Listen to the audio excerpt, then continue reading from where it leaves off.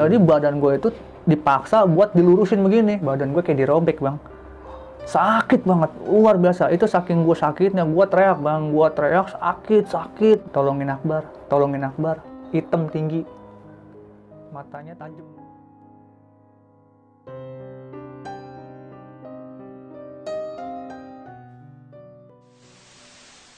Assalamualaikum warahmatullahi wabarakatuh. Balik lagi di besok pagi. Kali ini bareng gue Bang Mange, pria gemoy tanpa bahan pengawet.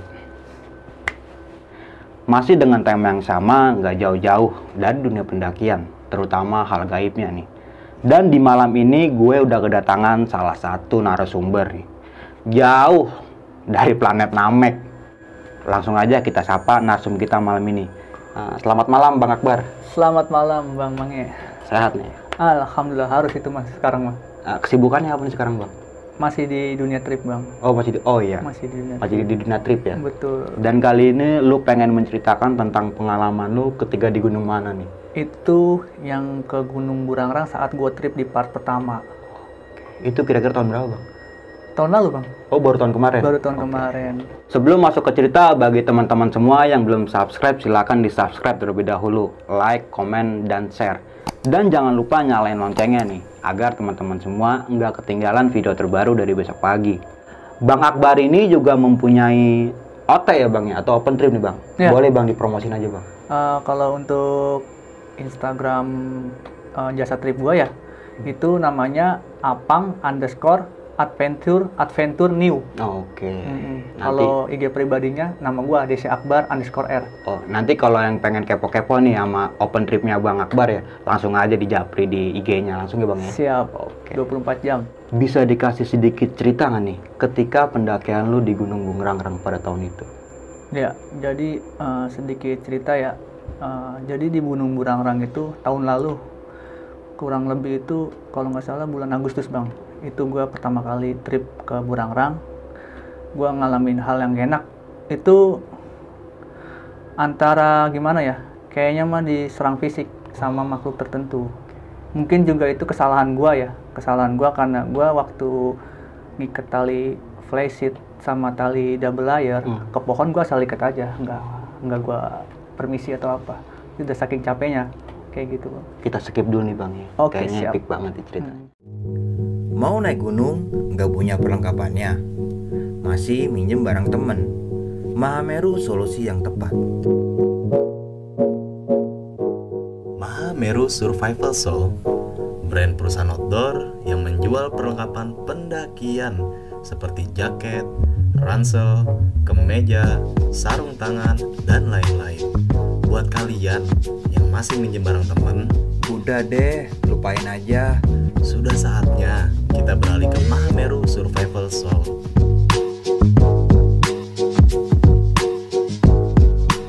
Untuk informasi pemesanan, bisa langsung mengunjungi ke marketplace yang tersedia.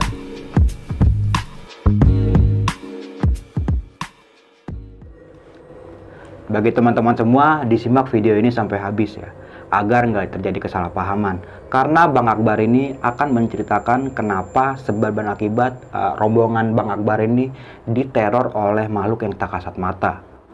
Mau nggak mau, suka nggak suka, bahwa hal gaib itu ada di sekitar kita.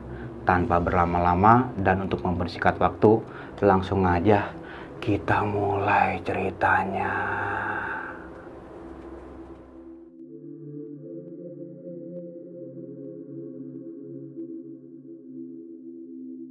Ya, Assalamualaikum warahmatullahi wabarakatuh. Perkenalkan, nama saya Desya Akbar Ramadan. Biasa dipanggil Bang Akbar atau Bang Apang. Saya berasal dari Tambun, Bekasi. Jauh. Pada kisah yang satu ini, saya akan membawakan cerita tentang waktu saya pertama kali maksudnya pertama kali ke gunung ini, ke Gunung Burangrang. Itu pada saat itu saya ngadakan bikin open trip pada tanggal 3 sampai 4 Oktober 2020 kemarin. Nah, pada 3-4 Oktober itu seperti biasa, meponya itu basecamp di rumah saya. Itu pada ngumpul di rumah saya, dan perjalanan untuk ke Gunung Burangrangnya itu motoran. Kita motoran dari basecamp rumah saya. Itu kita berangkat jam 3 subuh. hari Sabtu tanggal 3-nya. Nah, berangkat jam 3 subuh, kita start dari Bekasi menuju Bandung kan. Nah, awal-awal naik motor mah normal, terus sempat berhenti dulu ke masjid, sholat subuh. Nah, cuman udah mendekati Purwakarta mau arah Bandung, ya mungkin sih masih normal juga sih, cuman kayak kita ibaratnya tuh kayak saya nggak boleh ke sono gitu. Jadi saya hampir jatuh naik motor, ngantuk, tidur di motor, pas saya bangun itu depannya mobil, jadi hampir ngebanting setir, kita hampir jatuh. Cuman insidennya itu doang sih. Nah, setelah sampai base camp itu kurang lebih kalau nggak salah jam 9 pagi. Itu jam 9 pagi itu saya sampai base camp Gunung Burangrang. Ya udah, saya registrasi biasa, yang lainnya pada packing, pesertanya pada packing. Kita baru mulai trek pendakian itu sekitar jam setengah 11, karena kan jangka waktu untuk sampai ke tempat campnya emang cepet ya, cuma 4-5 jam. Ya udah, setelah udah packing dan semua registrasi selesai, ya udah kita persiapan, ngumpul, briefing terlebih dahulu, doa bersama. Dan pada saat itu saya timnya 2. Saya bersama teman saya bernama Kuya, yang panitia sekaligus jadi porter kan ya. Nah, saya yang sebagai leader pada saat itu di depan, si Kuya ini di sweeper di paling belakang. Nah, baru awal-awal pendakian, sayanya masih lancar. Saya udah di pos 1, dan tiba-tiba ternyata si Kuya ini nggak nyampe-nyampe. Sedangkan peserta udah nyampe nih. Peserta udah nyampe di pos 1, si Kuya ini nggak nyampe-nyampe. Ternyata si Kuya itu dikasih tahu sama teman saya namanya si Kibo. No, si Kuya muntah katanya. Muntah-muntah. Lah, kenapa dia muntah-muntah? Pas saya tanya, nggak kuat, katanya bawaannya berat. Emang pada saat itu pertama kali dia lagi belajar bawa barang, Bang. Bawa barang banyak. Oh, saya masih masih mikir positif. Oh, mungkin capek emang. Ya udah, saya bingung nih karena saya cuma 2 tim kan. Kita cuma 2 orang tim. Nah, untungnya itu teman saya yang Kibo ini emang teman deket lah. Teman deket, emang udah biasa ngikut bareng, ikut trip, dia juga kan bayar sah bayarnya dia, kayak gitu kan ya. Dan dia bilang nawarin, "Udah sinilah, tasnya gue yang bawain." Akhirnya si Kibo yang dibawain. Si Kuya itu udah kayak merasa bersalah kan ya. Maksudnya bukannya lepas tanggung jawab ya, maksudnya nggak sesuai yang kayak dia harapin kan. Ya udah, saya maklumin lah, udah nggak apa-apa, saya bilang gitu. Awal-awal mungkin kaget gitu, bawa barang berat kayak gitu kan. Ya udah, akhirnya si Kibo sama peserta lain saya suruh, "Bo, lu jalan duluan sama peserta," kayak gitu ya. Gue ngurusin Kuya dulu, nggak apa-apa kan? Nggak apa-apa dia. Ya udah, dia duluan sampai atas, baru si Kuya udah mendingan, saya suruh susul si Kibo. "Sekarang lu susul Kibo, tasnya carrier lu ambil, mau gimana pun dia, walaupun teman, dia peserta, dan peserta masih ada di atas." Ya udah, akhirnya dia nyusul sampai atas, dan saya balik lagi jadi sweeper. Emang kan saya sebenarnya tugasnya sweeper, Bang, nggak bisa leader, Bang. Ngos-ngosan sama saya. Ya udah. Awal-awal sih masih cerah ya. Awal-awal dari pos 1, pos 2 masih cerah. Dan dari pos 2 ke 3 nih udah mulai mendung. Dan seketika tuh gerimis-gerimis dikit. Dan udah memasuki pos 3 itu udah mulai kabut. Dan saya itu mulai tersisa itu cuma 4 orang, peserta 2 cewek sama Kibo sama saya. Dan Kibo itu sempat ngagetin saya tuh, Bang. Jadi pas saya naik ke pos 3 itu kan ada naikan begini, terus di sini ada pohon. Iya. Pas saya naik, saya nengok, dia udah begini tiduran di pohon. Kirain saya mah kenapa gitu atau apa. Ternyata emang ketiduran. Itu ngeselin tuh orang itu, mana lagi kabut juga kan ya. Ya udah, saya bangunin, "Lu ngapain tidur sini?" "Gue nungguin lu main lain," udah. "Ya udah, jalan lagi sono lu. Tuh, Uber yang lain tuh sekalian nih. Bawa ajak nih yang lain biar gue di belakang ngawasin lu." Kayak gitu ya. Nah, udah menjelang pos 4. Gue udah mulai tinggal sendiri. Yang lainnya udah di atas nih. Cuman si Kibo yang setia nih sama gue, nungguin gue mulu. Gue tinggal berdua nih sama si Kibo. Dari pos 4 ke puncak, si Kibo udah mulai ninggalin dikit, tapi dia tetap di depan nungguin kayak gitu. Itu gerimis tuh, udah gerimis lagi.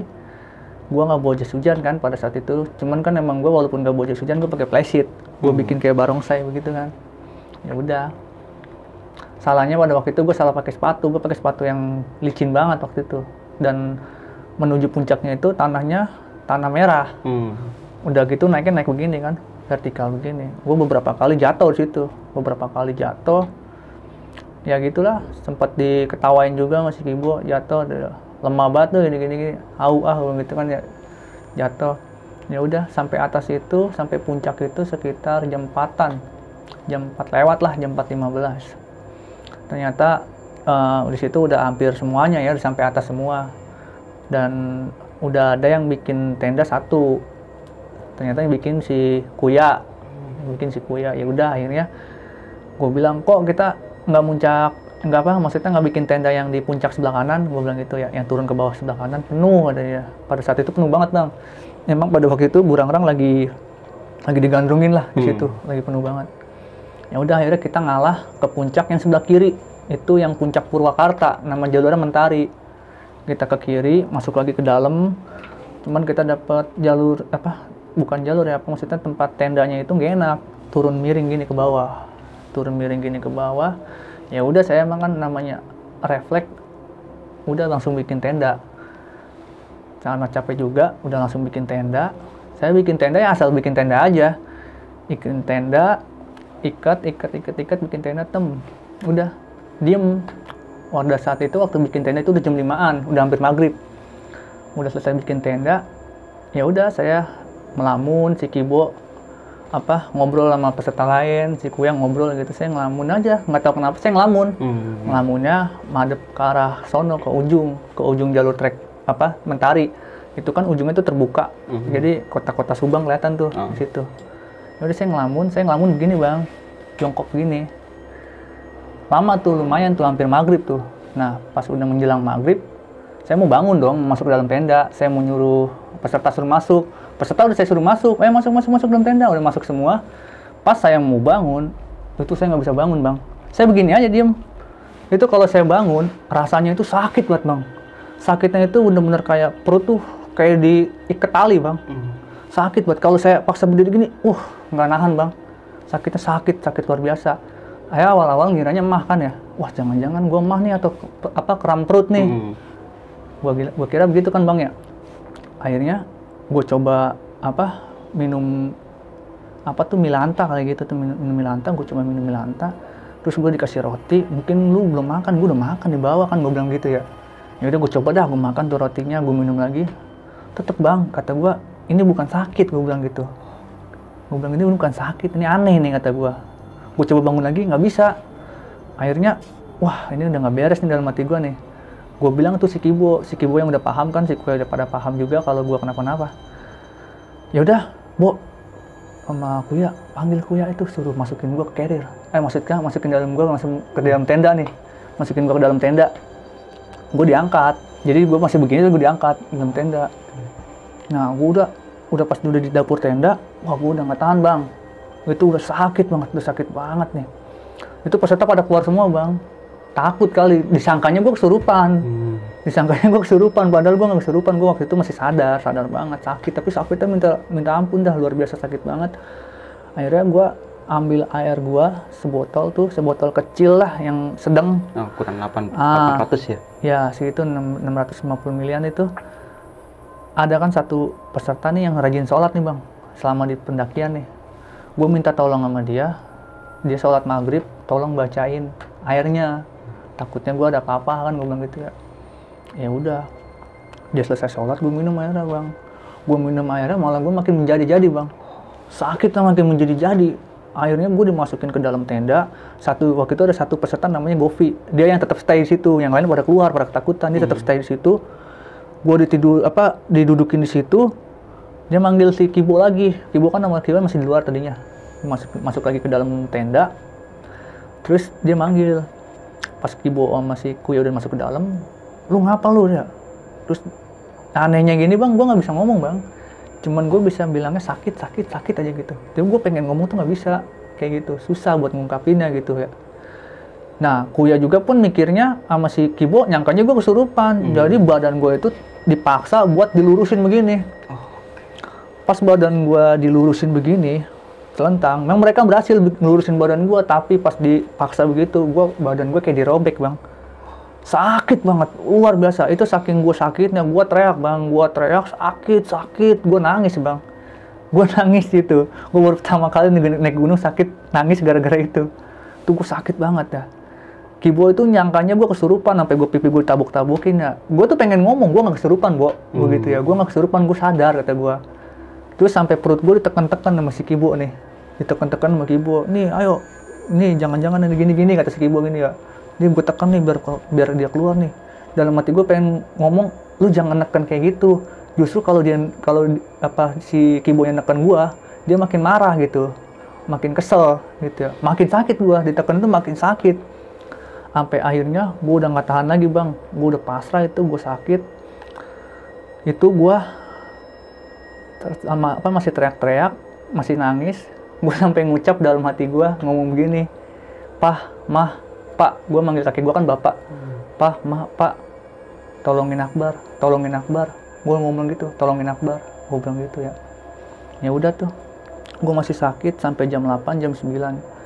Nah jam 9 gitu, gue karena gue udah dipaksa selentang begitu kan ya.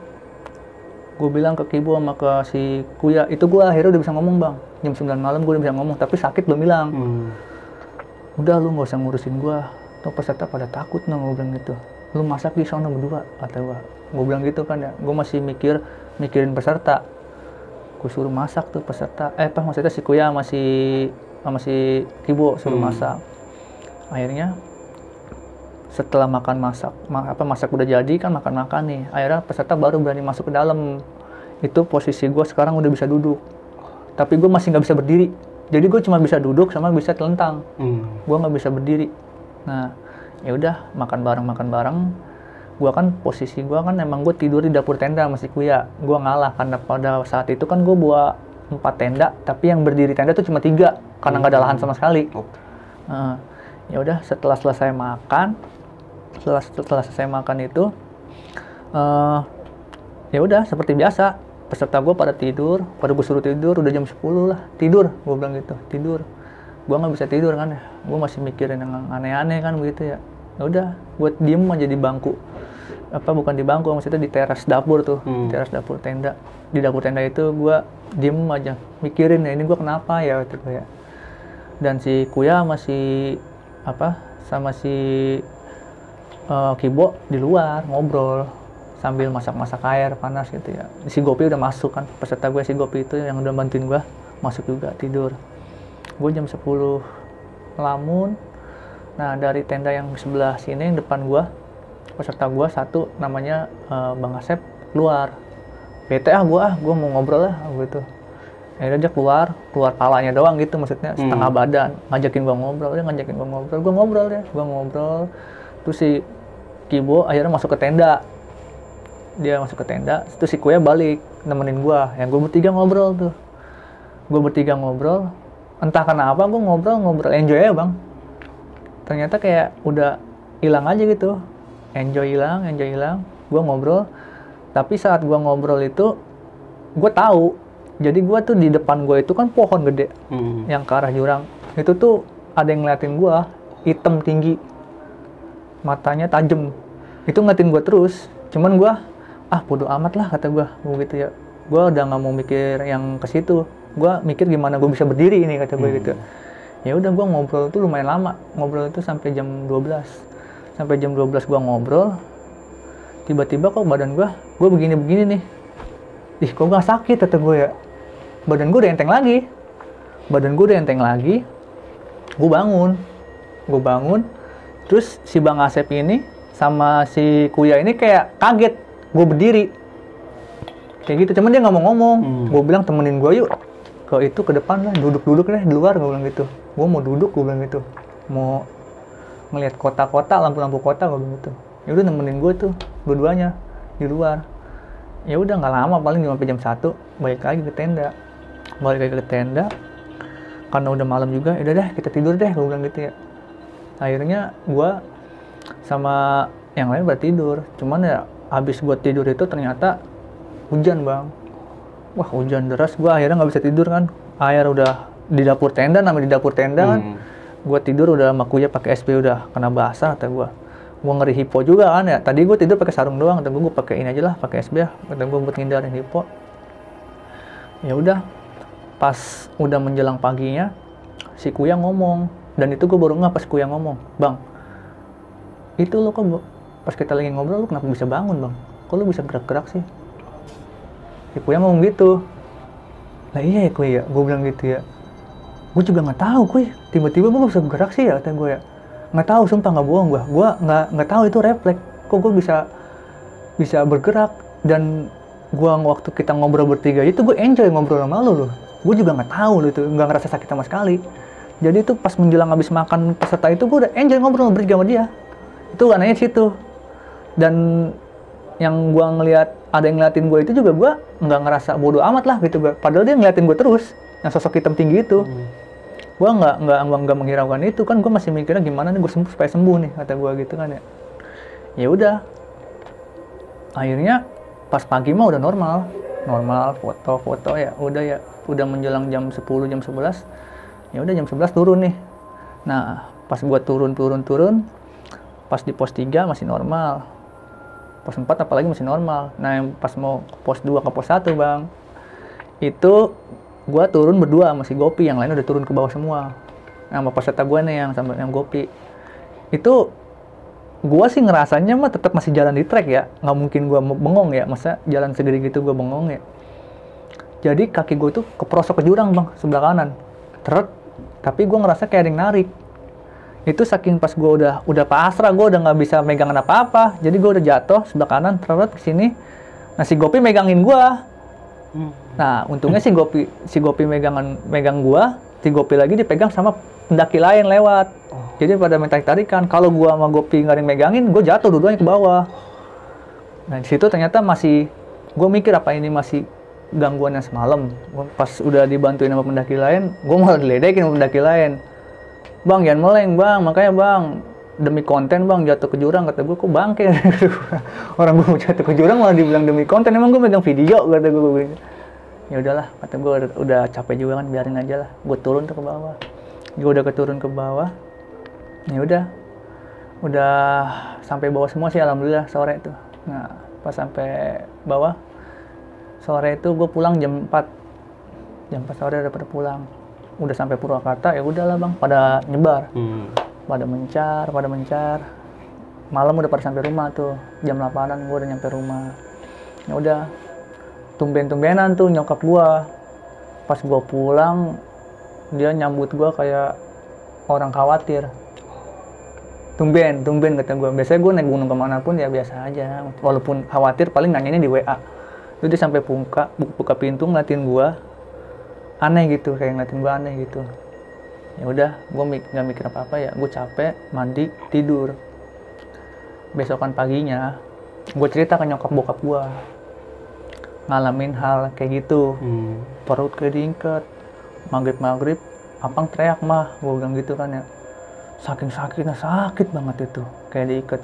Abang teriak, cuman abang dalam hati ngomong, mah, pak, abang bilang gitu. Bantuin, tolong sakit banget, Langsung nyokap gue sama bokap gue tuh liat-liatan bang.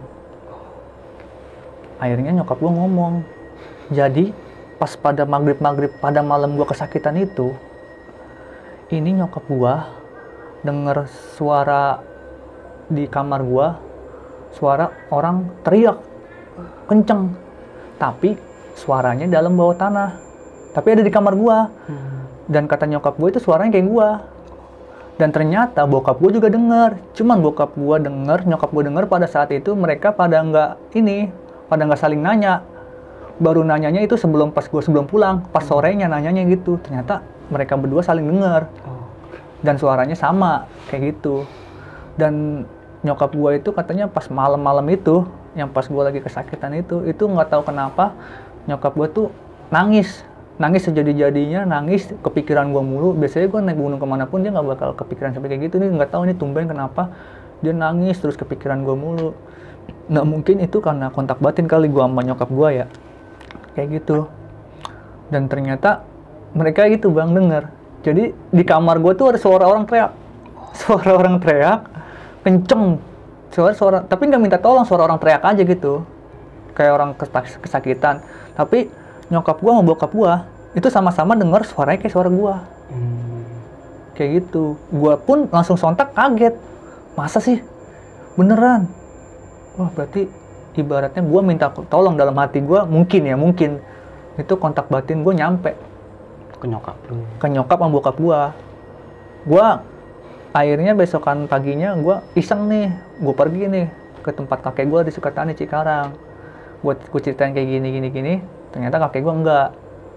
Berarti cuma nyokap bokap gue, mungkin karena orang tua ya, kayak gitu bang.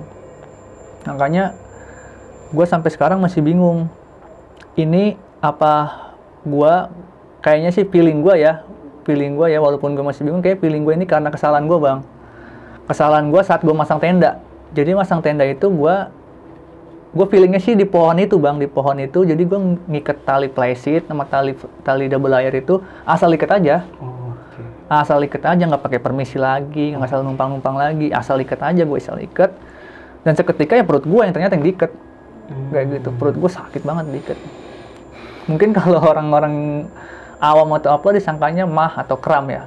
Tapi gue yang ngerasain itu bukan bang, beneran bukan. Itu tuh kalau lu mau tahu di perut gue itu kayak jalan bang, kayak jalan-jalan gitu, kayak diikat kayak gitu.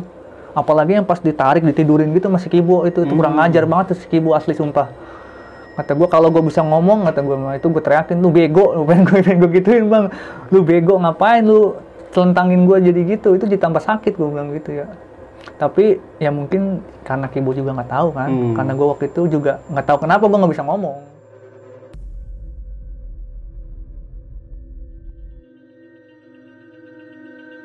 Kalau gue boleh kulas balik nih bang, dari awal perjalanan lu yang tadi lu sempat bilang pas lagi di motor nih, lu udah pengen dapat musibah.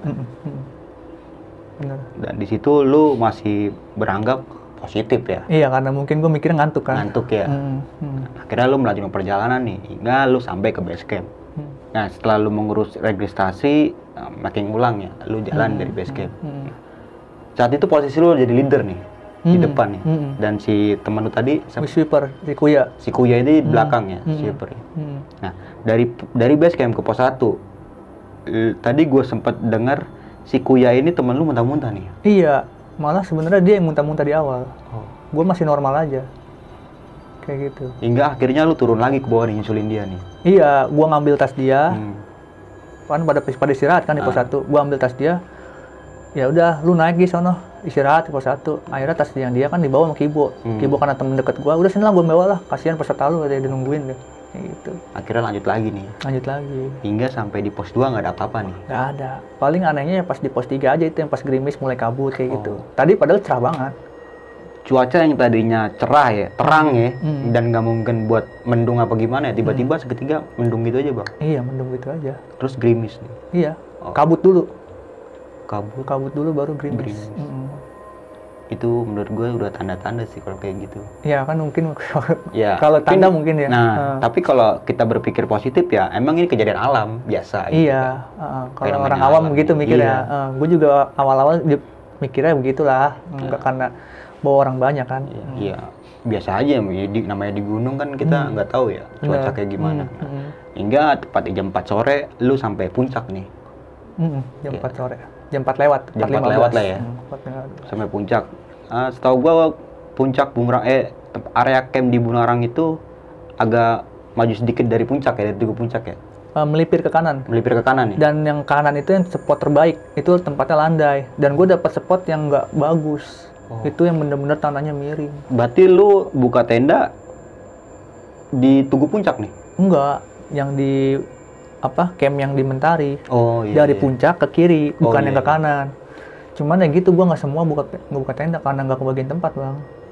Karena saat itu mungkin lagi antusias ya para pendaki. Iya, lagi rame banget ya. Lagi rame banget. Dan lu akhirnya ya mau nggak mau nih, walaupun tempat miring ya udah bantai aja. Dan nih. Gue ngalah, mau nggak mau gue sama Kuya tidur di dapur tenda. Iya benar sih. Walaupun pada saat itu sebenarnya gue bisa lah, maksudnya kalau mau egois gue masuk ke dalam tenda kan, gue lagi ada masalah kan. Cuman kan gue masih mikirin peserta, jadi gue tidur di dapur tenda sama Kuya, kayak gitu. Lu buka tenda, lu masang presit asal-asalan ya? Iya, gua ngiket aja bang di pohon, ngasih ngiket aja. Itu juga gua nggak tahu ya, tumben-tumbenan sih gua. Biasanya gua kalau ngiket tenda paling kalau nggak Bismillahirrahmanirrahim, kalau nggak permisi ya, gua mau masang tenda, gua bilang gitu. Ini nggak tahu, asal barbar aja, tumben aja gitu. Iket aja. Kayak nggak biasanya berarti bang. Iya, kata gua. Apa gua diarahin apa gimana, gua nggak ngerti dah. Setelah tenda jadi, lu keluar nih, tadi lu sempat bilang ya, lu sempat bengong ya tadi ya. Iya, pas gue selesai bikin tenda kan gue masih bisa berdiri dong. Ya pas yang gue jongkok itu, dari awal jongkok ya, ternyata gue nggak bisa bangun bang.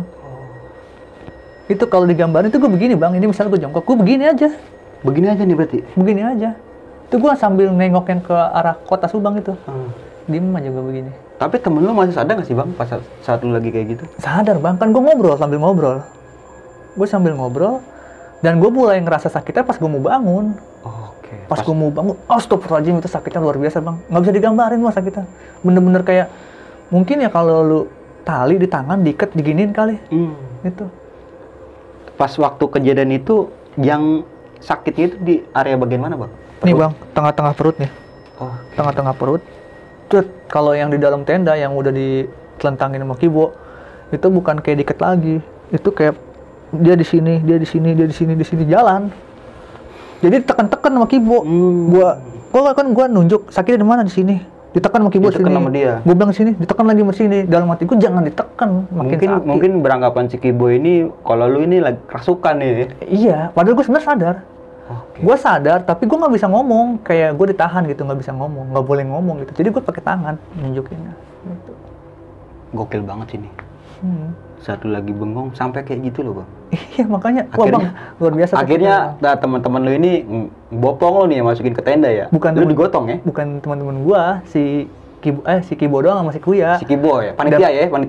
Si panitianya si Kuya doang. Yang Kibo mah udah gua anggap jadi panitia bayangan lah, walaupun dibayar setengah doang sama gua. Iya. Kibo ini sahabat karib lu ya? Iya. Dan sebelum gua digotong itu, peserta gua suruh masuk dulu. Gua nggak mau bikin peserta panik. Tapi emang udah ada nih si Gopi ini yang udah tahu. Dia itu udah pucet mukanya bang, disangkain gue kesurupan. Apalagi pas dia nemenin gue sendiri. Dia di dalam tenda, yang lain pada kabur. Kayak gitu. Akhirnya lu diangkat nih sama Kibo sama sini ya berdua. Masih Kuya, di dalam. Nah, pas di dalam tenda, posisi gue masih duduk begini, gue udah masih begini, kepala gue nunduk begini.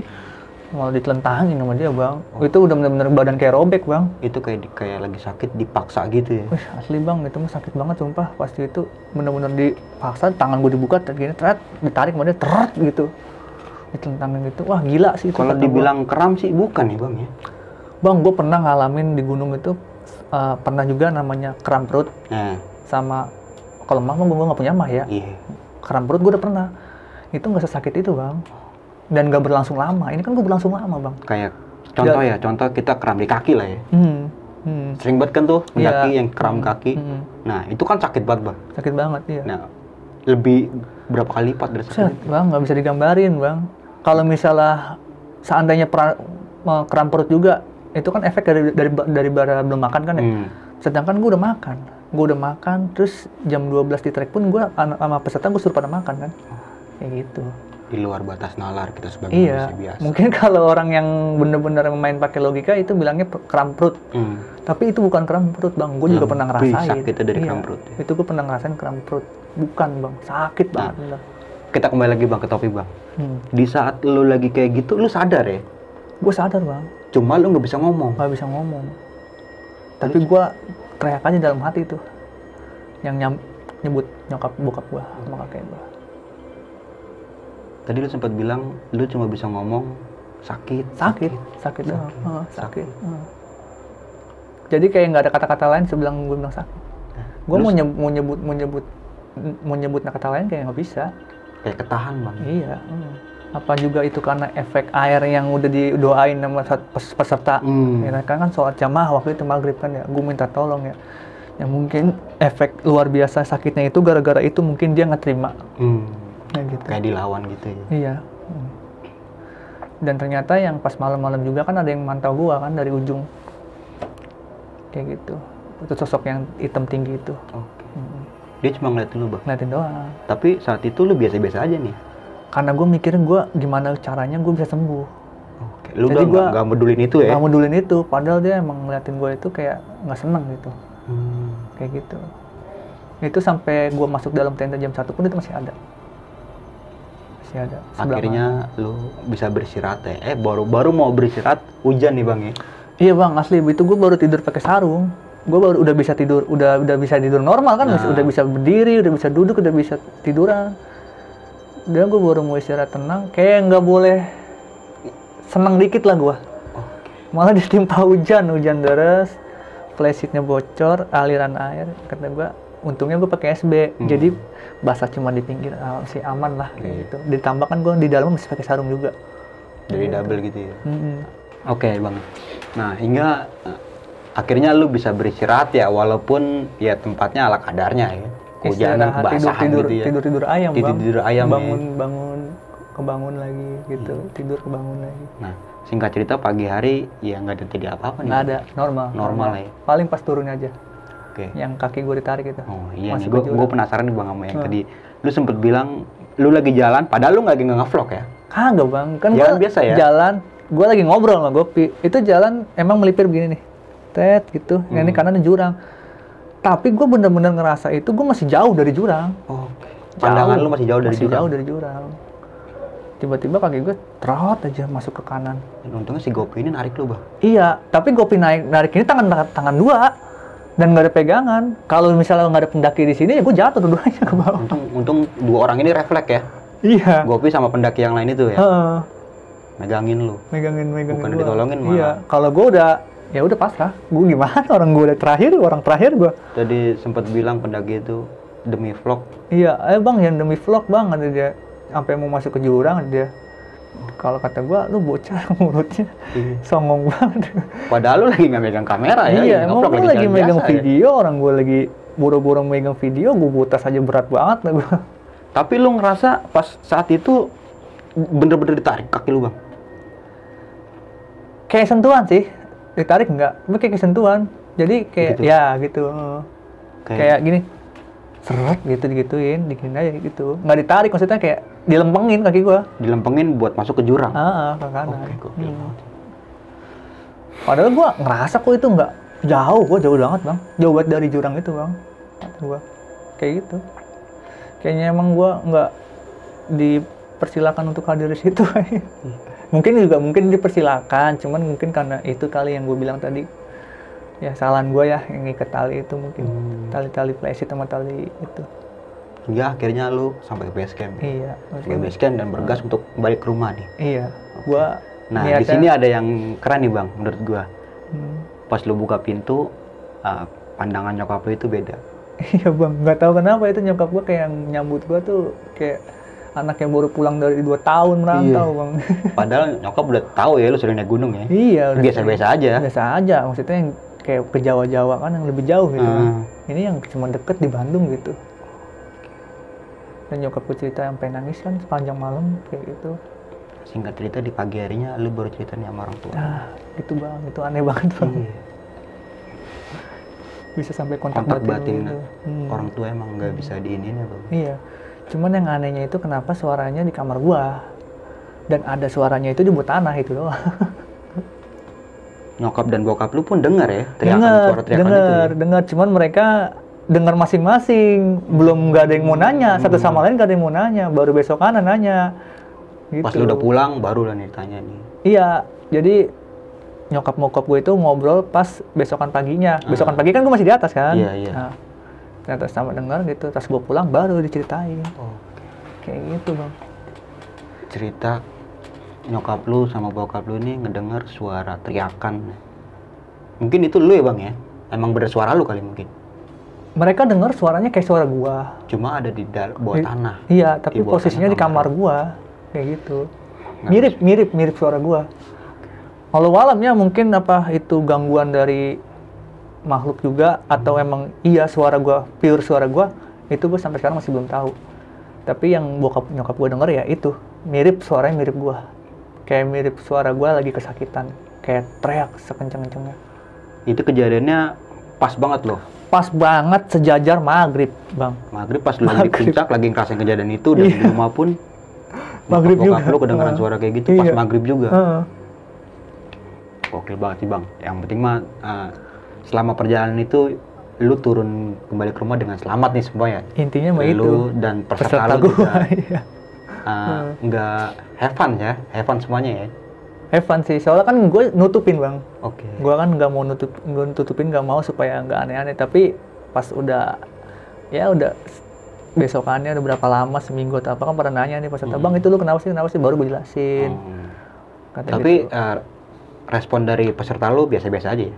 Ada yang bilang, gue takut bang, katanya gitu. Oke. Gue kirain lu kesurupan gitu. Terus ada yang bilang, gue tahu nih lu kenapa-napa. Ada yang udah, ternyata ada satu orang yang tahu bang, kayak gitu. Cuma dia diem ya? pas Iya, cuma dari dia itu. diem kayak gitu. Terus yang cewek juga tahu. Tadinya aku mau bantuin ngobatin, dia emang yang cewek ini emang agamanya lumayan bang. Dia kan di kampusnya anak rohis ya. Anak rohis ya? Cuman aku mau bantuin, kan kamu cowok, nggak mungkin dong, bukan muhrim atau gimana gitu-gitu ya. Ya dalam hati gue ya mending gak usah ada gitu. Gue juga ngerti gitu. Nah, akhirnya semua peserta lu inilah ya, apa namanya, senang lah ya Senang. ikut open trip itu ya. Senang. Responnya juga nggak ada yang buruk ya. Ada antara beberapa orang itu sampai sekarang masih ada yang ikut sampai sekarang. Nah, teman-teman semua harus coba nih open trip bareng Bang Akbar nih. Itu sih pengalaman yang open trip selama yang itu doang. Setelahnya itu mah lancar-lancar aja. Iya. Paling gangguan gue doang pribadi, kayak ngelihat atau apa. Cuman gue kalau misalnya ngeliat kayak gitu, gue nggak mau cerita ke peserta. Gue lebih menghargai peserta sih, Benar. kayak gitu. Buat jadi pelajaran kita juga Bang ya ke depan Iya, nanti. benar. Oke nih Bang. Mungkin itu aja kali Bang ya. Iya, Thank you benar, banget nih Bang udah mau hadir di Wah, sama-sama bang. Saya basecamp juga gua makasih nih yang udah diundang. keadaannya itu ya kayak gini lah gitu. Iya bang, ini Cuma- udah nyaman banget bang. cuma Asik kopi banget. doang kan sama Buset, rokok kopi ya. aja udah sampai luar biasa dah. Thank you banget Bang, lu dari planet Pluto mau hadir Bang ke sini Bang. Thank you Bang. Pokoknya jauh lah, kalau mau ke Bekasi mau 2 tahun baru nyampe. Iya. Oke nih Bang, sebelum kita mengakhiri cerita ya, lu punya pesan-pesan gak nih buat teman-teman semua? Ada sih beberapa ya bang ya. Pesan-pesan gue mungkin ya, kita lebih menghargai, lebih menghargai alam aja ya. Kita mungkin hidup mau nggak mau, kita emang hidup di alam berbeda tuh ada makhluk lain ya. Seenggaknya kita walaupun kita naik gunung, suka nggak suka kita itu tamu bang. Benar. Nah, dan diutamain lah kita sopan. Dan ibaratnya kalau misalnya kita mau masang tenda atau mau ngikat sesuatu atau mau ngambil apapun untuk keperluan di pendakian itu, tolonglah izin. Emang sih kita nggak etis ya, maksudnya izin sama penunggu. Benar. Ibaratnya kita kalau sebagai muslim mungkin ya, bismillah lah, bismillah. Atau kalau mungkin yang mau ya udah permisi lah, kayak gitu aja. Lebih menghargai aja sih. Itu juga pelajaran buat saya. Mungkin saya waktu itu lagi hilaf atau lagi capek mungkin. Namanya manusia ya. Nah bener bang, kayak gitu bang. Mau tetap aja pokoknya, mau gimana pun kita tamu. Udah intinya gitu bang. Gokil banget Bang. Dikit gua mau menambahkan di sini ya, bahwa saja attitude dan sopan santun itu perlu banget dijaga nih Bang. Betul bang. Nggak cuma di gunung, Iya, di di kantor, luar, di rumah semua. di tempat kerja kita, di tempat main kita ya, minimal banget sopan lah. Bener. Mungkin itu aja kali ya Bang ya, pembahasan kita malam ini ya. Iya, Bang. Nah, Bang, promosin lagi Bang, OT lu dan YouTube lu nih. Boleh bang. Iya. Jadi kalau yang kawan-kawan besok pagi ada yang suka ngikut open trip atau share course, kebetulan saya udah menjalani kegiatan ini kurang lebih 2 tahun ya. Saya punya akun media sosialnya yaitu apang_adventure_renew. Jadi kalau yang berminat untuk ngikut share course atau open trip bisa kontak saya langsung. Kebetulan di bulan Oktober ada beberapa trip yang akan saya adakan. Dan saya juga mempunyai channel YouTube. Channel YouTube itu juga masih merintis lah bang. Iya. Masih iseng-iseng aja. Jadi channel YouTube saya itu nama saya ya Desyah, DESYA sama H, Desyah Akbar. Itu sih seputar tentang pendakian saya. Jadi saya menceritakan detail gunung itu, dan di deskripsinya itu saya jelaskan kayak estimasi waktu, perjalanannya, biayanya berapa, kayak gitu, travelnya ini apa. edukasi banget sih. Kayak gitu saya dokumentasiin kayak gitu. Udah kayak gitu aja sih paling. Nanti linknya gue taruh di bawah Bang ya semuanya ya, dari siap, mulai boleh, Bang. trip OT-nya sama YouTube-nya nanti gue taruh di bawah. Siap bang, boleh. Oke nih teman-teman semua, sebelum mengakhiri cerita, berulang-ulang kali gue mengingatkan buat teman-teman semua bahwa saja cerita yang diangkat Bang Akbar pada malam ini bukan ingin menakuti teman-teman semua, melainkan hanya sekedar berbagi pengalaman ya Bang ya. Iya betul Bang. Iya. Dan tetap ambil sisi positifnya dan buang buruknya nih. Gua Bang Mange dan Bang Akbar ya. Kita Iya, berdua pamit ya Bang ya, undur Iya, diri ya. kita undur diri. Wassalamualaikum warahmatullahi wabarakatuh. Waalaikumsalam warahmatullahi wabarakatuh.